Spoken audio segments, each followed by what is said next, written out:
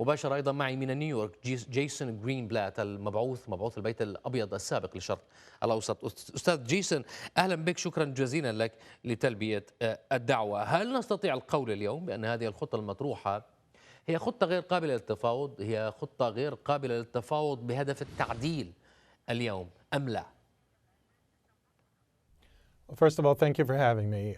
It was interesting to me that the prior person said that it's a take it or leave it and that they have not read the peace plan.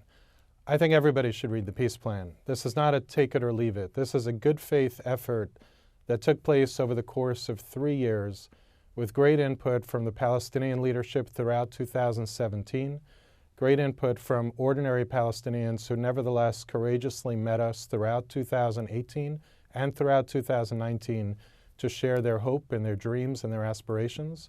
Great input from the Israeli government and Israelis, as well as the region around them.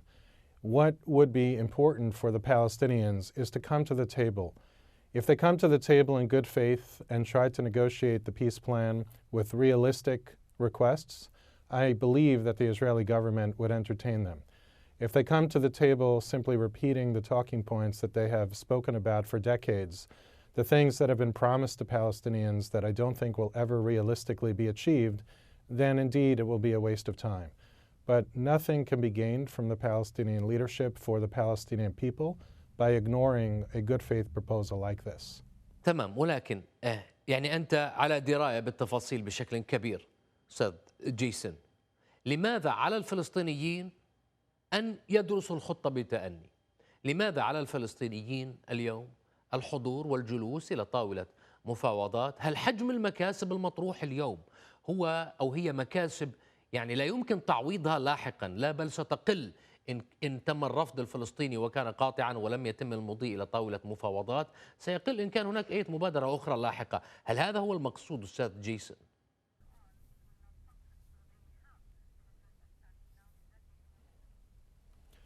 I would ask it differently. What could be gained for them by not engaging on the plan? When I think about all the many young Palestinians that I've met, the teenagers, the 20-somethings, the 30-somethings, they are bright people, they are energetic people, they deserve the same kind of thriving future that Israel has managed to build for themselves over 7 decades despite war and terrorism against it since its formation. They have everything to be gained.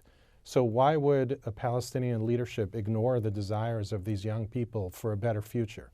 If in the end they can't come to terms on a deal that's acceptable for either side, then unfortunately life will go on and the status quo will remain. But I don't understand a leadership deciding to simply take a plan that is extensive and detailed, finally with a map that's been endorsed by the Prime Minister of Israel as well as the head of Blue and White Party.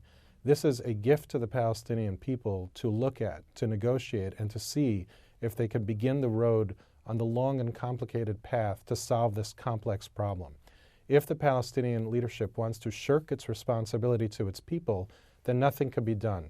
There is no country in the world or body or organization, the United States, the United Nations, the European Union, none of us could create a peace agreement, none of us could force a deal on either side.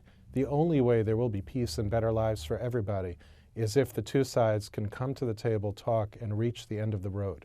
If the Palestinian leadership doesn't want to do that, that's their prerogative, but that would be tragic for the Palestinian people. السفير قبل قليل قال الممثل الدائم للجامعة العربية في الأمم المتحدة قال بأنه ستسعى طبعا بالمعنى العام وليس بدقة 100% ما قال المعنى العام قاله أستاذ جيسون. هو قال بأنه سيكون هناك سعي من فلسطين في الأمم المتحدة في الاجتماع المقبل لحشد الدعم أكثر للوصول إلى مرحلة الاعتراف بفلسطين عضو في الأمم المتحدة اليوم. ما هي السيناريوهات التي قد تعيق الخطة اليوم في ظل إن كان موجود طبعا تصاعد دعم دولي لفلسطين في هذه الفترة؟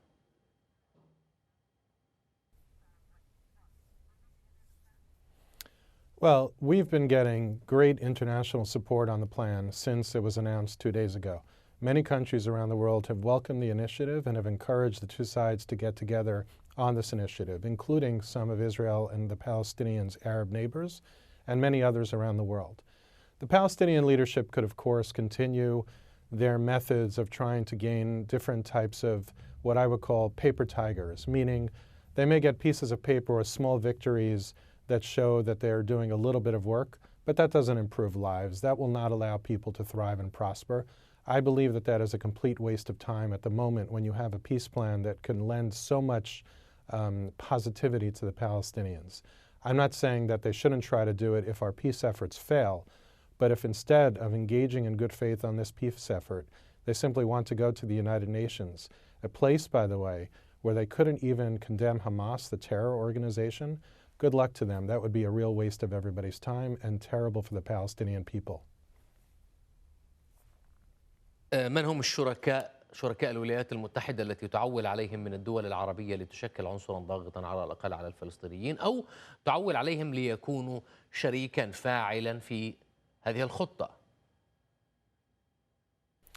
I don't think anybody wants to pressure the Palestinians, certainly not the Arab countries. I think what everybody wants to do, including those who might support the plan, is encourage and help the Palestinians. The Arab countries who appeared at the event and those who put out positive statements are not doing that to pressure the Palestinians. I've met with all of them, and I think they support the Palestinian people tremendously. They want good things to come for the Palestinian people. I don't think any one of them wants to pressure the Palestinians. But what they all do want to do is see Palestinian lives improved, see as many of their aspirations as they could possibly get. And that's why I think they issued positive statements. It's a little bit like the earlier comment about forcing the deal. None of our countries, not the Arab countries, not us, nobody in the world could force either side into a deal. Even if that were possible, a deal like that wouldn't last, so it would not be an appropriate thing to do.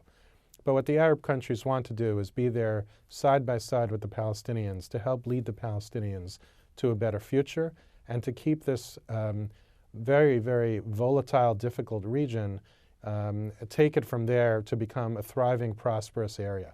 I think that the young population today in the Middle East is so thirsty to have not only a brighter future, but this region can become one of the most powerful places in the world if there was peace and stability.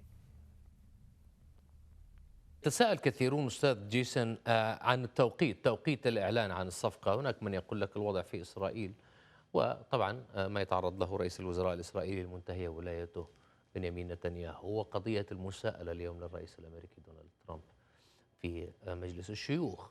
هل هناك للتوقيت معنى؟ وهل التوقيت يغير شيء؟ يعني لو كانت العام الماضي لكان تغير شيء في الخطة أو في طريقة الطرح أو في المنظور المستقبلي لها أستاذ جيسون أم لا؟ It wasn't ready last year, though the plan might have been mostly written last year. We really needed to wait for the perfect time to release it. There is no perfect time, but I would say perhaps a better way to say it is the best time to release it. As far as the impeachment circus that's going on, which I believe is a total sham, it has no bearing on the timing, and business as usual is going on in Washington, D.C., while the impeachment circus is going on. As to the political situation in Israel, I could understand the question if only Prime Minister Netanyahu was involved. But the fact that you had the Prime Minister plus the opposition leader, the head of the Blue and White Party, Lieutenant General Benny Gantz, endorsing it, I think that should put to rest any concerns about this being done for political purposes. ولكن هناك من ينظر إلى قضية هذه المساءلة، وعلى سبيل المثال الفلسطينيون، يعني هناك طروحات كثيرة اليوم في الصحافة العربية أستاذ جيسون تتحدث عن الربط ما بين تطبيق هذه الخطة وبقاء الرئيس الأمريكي في منصبه. يعني يقولون بالمجمل العام بأن قد يكون الفلسطينيون اليوم يعولون على عدم انتخاب الرئيس الأمريكي لولاية ثانية، وهذا من وجهة نظرهم يعني انتهاء الخطة اليوم. كيف تنظر إلى هذا التعويل أستاذ جيسون؟ I believe President Trump will be reelected, and then they will be stuck for another 5 years, number one. Number two, even after he's reelected, if he's reelected, one never knows who the next occupant of the White House would be and whether that occupant would endorse this plan as well. I think they've been waiting a very long time. They keep waiting for somebody to be able to create something for them that they will never achieve. The many promises that they have promised their people, the things that they thought they would get, are simply not realistic. This plan is rooted in reality. It is a fair plan, it is a detailed plan, and it can deliver to the Palestinians and Israelis and the region something very positive, something really powerful, something that will allow everybody to live normal, happy, prosperous lives. So while it's true that they could wait President Trump out, whether it's 1 more year or 5 years, that's their choice. But think about 5 years in the life of a child. Think about a 10-year-old today, a 20-year-old today, to ask them to wait 5 more years because you don't want to negotiate something, that makes no sense. If the Palestinian leadership truly wants a state, then let them prove they're ready to have a state. Waiting out the occupant of the Oval Office because you don't like the plan does not show that you're ready for a state.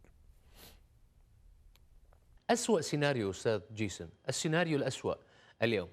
هناك حديث اليوم أيضا في الشارع العربي عن إشعال انتفاضة جديدة في الداخل الفلسطيني، وأيضا هناك تهديد من قبل الرئيس الفلسطيني محمود عباس، ويقول بأن هذه الخطة هي إلغاء الاتفاق أوسلو، ويهدد بأنه لن يكون هناك تعاون أمني بعد الآن إذا ما تم المضي قدما في هذه الخطة. هل هذه السيناريوهات لا تحبذها الولايات المتحدة أم لا؟ We've heard comments like that before. The security cooperation is important to Israel, but it's just as important to President Abbas. Without the security cooperation, terrorist organizations like Hamas will infiltrate what some call the West Bank, what others call Judea and Samaria. That would be very bad for the Palestinian Authority, for President Abbas, and for Palestinians generally, number one. Number two, it is those kinds of threats that prove to me why the security framework that is included in this plan is so essential. If the Palestinian leadership engages on this plan, signs something, and does its job correctly by keeping law and order and safety and security and rooting out terrorism, then the security responsibility that Israel has will become less and less, and everybody will be comfortable. But if, in fact, they can't do that, or they won't do that, and they want to threaten intifada and other instability, then all the more reason why the security framework that we have put in the plan is so very important. If you want a state, you can't threaten like that. None of the nations of the world today are interested in being threatened with terrorism. And if that is what they resort to, then they don't deserve a state. أتمنى أن يتكرر هذا اللقاء مع حضرتك أستاذ جيسون، لأن الملف سيطول بكل تأكيد. أشكرك جزيلا لانضمامك إلينا أستاذ جيسون جرين بلات، مبعوث البيت الأبيض السابق للشرق الأوسط، كنت مباشرة معي من نيويورك. شكرا لك.